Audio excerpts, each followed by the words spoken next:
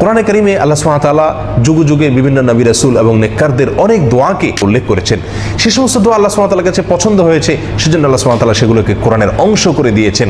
আর সেসব দোয়া থেকে আজ এমন 3টি দোয়া আপনাদের সঙ্গে শেয়ার করতে চাই, যেই 3টি দোয়া আল্লাহর 3জন নবী আল্লাহর কাছে 3টি পৃথক সময়ে পেশ করেছিলেন, এবং সেই 3টি দোয়া উল্লেখ করার পর আল্লাহ সুবহানাহু ওয়া তাআলা কোরআনে কারিমে আমাদেরকে জানিয়ে দিয়েছেন যে তার প্রত্যেকটি দোয়াকে আল্লাহ সুবহানাহু ওয়া তাআলা সঙ্গে সঙ্গে কবুল করেছেন, মঞ্জুর করেছেন।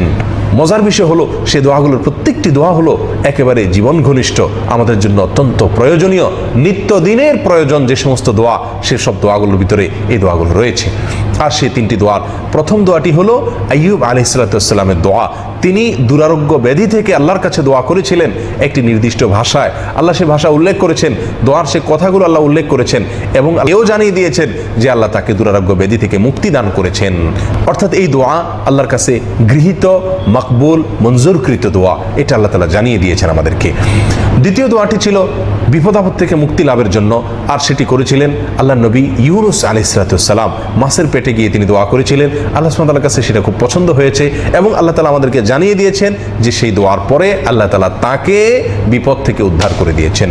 আর 3 নম্বর যে দোয়াটি, সেটি হলো আল্লাহ নবী জাকারিয়া আলাইহিস সালামের, তিনি নিঃসন্তান হওয়ার যে সমস্যা, এই সমস্যার, সন্তানহীনতার সমস্যা দূর করার জন্য আল্লাহর কাছে দোয়া করেছিলেন, আর আল্লাহ সুবহানাহু ওয়া তাআলা সেই দোয়া কবুল এবং মঞ্জুর করেছেন, আমাদেরকে জানিয়ে দিয়েছেন যে সঙ্গে সঙ্গে তাকে সংবাদ দেওয়া হয়েছে একটি নেক সন্তানের।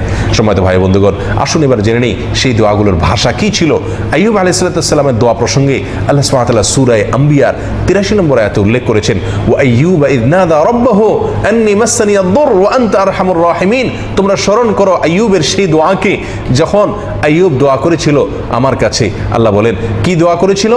আন্নী মাসসানিয়াদ দুর ওয়া আনতা আরহামুর রাহিমিন, হে আমার রব, আমাকে অসুস্থতায় পেয়ে বসেছে, আমি অসুস্থ, দুরারোগ্য ব্যাধিতে আমাকে পেয়ে বসেছে, আর আপনি সবচেয়ে বড় দয়াশীল, আপনার চাইতে দয়াশীল আর কেউ নাই। এই ভাষায় দোয়া করার পরে আল্লাহ সুবহানাহু ওয়া তাআলা বলেন ফাস্তাজাবনা লাহু ওয়া কাশাফনা মা বিহি মিন দুর, তার এই দোয়া আমি কবুল করেছি এবং তার যে অসুস্থতা ছিল সেটা আমি দূর করে দিয়েছি।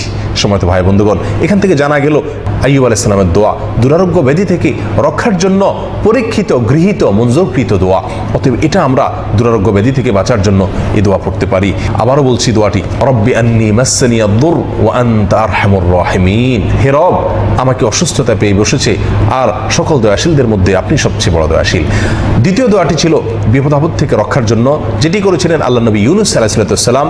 আল্লাহ সুবহানাহু ওয়া তাআলা সেই বিষয়ে সূরা আম্বিয়ার 88 নম্বর আয়াতে ইরশাদ করেন, ওয়ানাদা ফিয যুলুমাতি আল্লা ইলাহা ইল্লা আনত সুবহানাকা ইন্নী কুনতু মিনাজ জালিমিন।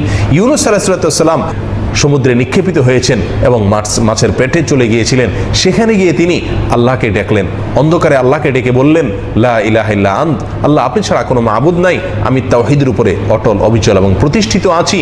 সুবহানাক, আপনি পবিত্র, আপনি আমাকে যে এই অবস্থায় নিপতিত করেছেন এক্ষেত্রে আপনার কোনো দায় নেই আল্লাহ।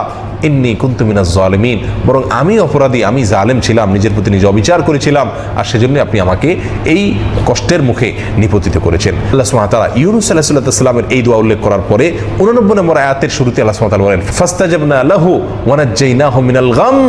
আল্লাহ সুবহানাহু ওয়া তাআলা বলেন আমি সঙ্গে সঙ্গে তার দোয়া কবুল করেছি এবং পেরেশানি থেকে তাকে আমি মুক্তি দান করেছি। এবং এখানেই শেষ নয়, আল্লাহ বলেন ওয়া কাযালিকা নুনজিল মুমিনিন, আর একইভাবে ঈমানদারদেরকে যুগে যুগে তাদের বিপদ আপদ, পেরেশানি এবং মুসিবত থেকে আমি উদ্ধার করব। এইভাবে তারাও যদি আমার কাছে এভাবে কায়মনোবাক্যে এই দোয়া করে, আমি তাদেরকে উদ্ধার করব। এই জন্য নবী সাল্লাল্লাহু আলাইহি ওয়াসাল্লামের হাদিসে ইউনুস আলাইহিস সালামের এই দোয়াকে বিপদ আপদ থেকে উদ্ধারের জন্য বিশেষ পড়ার জন্য নির্দেশ করেছেন, নির্দেশনা দিয়েছেন।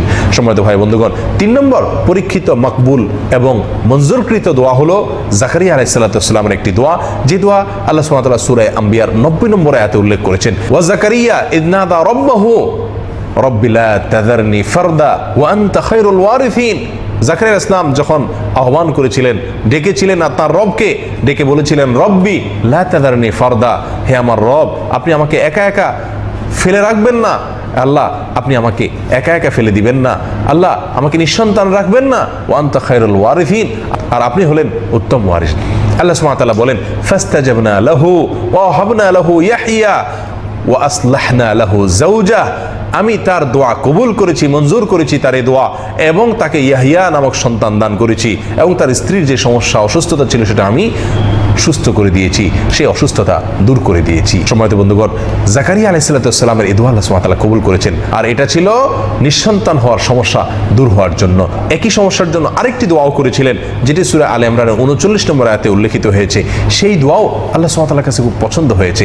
আল্লাহ সুবহানাহু ওয়া তাআলা সেই দোয়া কোরআনের অংশ করে দিয়েছেন এবং সেই দোয়ার পরপরও আল্লাহ সুবহানাহু ওয়া তাআলার পক্ষ থেকে কবুল এবং মঞ্জুর হওয়ার সুসংবাদ এসেছিল।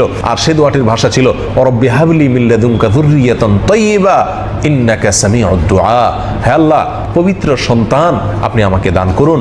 ইন্নাকা সামিউদ দুআ, নিশ্চয়ই আপনি দোয়া শ্রবণকারী। এই দোয়া পাঠ করার পরে আল্লাহ সুবহানাহু ওয়া তাআলা ফেরেশতা পাঠিয়ে দিয়েছিলেন। তিনি নামাজ পড়ছিলেন মেহরাবে, আল্লাহর ফেরেশতারা এসে তাকে ইয়াহিয়া নামক সন্তানের সুসংবাদ আল্লাহ সুবহানাহু ওয়া তাআলার পক্ষ থেকে তারা দান করেছিলেন। প্রিয় ভাই বন্ধুগণ, তাহলে আমাদের জীবনের গুরুত্বপূর্ণ 3টি চাওয়া পূরণের জন্য আল্লাহর 3জন নবীর পরীক্ষিত 3টি দোয়াকে আমরা ব্যবহার করতে পারি এবং সেই দোয়ায় আল্লাহর কাছে সেই দোয়া দ্বারা আমরা দোয়া করতে পারি, প্রার্থনা করতে পারি। তাহলে সেই দোয়াগুলো কবুল হওয়ার সম্ভাবনা অনেক বেশি থাকবে। তবে মনে রাখতে হবে, দোয়ার বেসিক শর্ত অবশ্যই পূরণ করতে হবে। আর দোয়ার অন্যতম প্রধান শর্ত হলো হালাল উপার্জন হওয়া। আল্লাহ সুবহানাহু ওয়া তাআলা আমাদের সকলকে তৌফিক দান করুন। জাযাকুমুল্লাহ ওয়া আখিরু দাওয়ানা আলহামদুলিল্লাহি রাব্বিল আলামিন।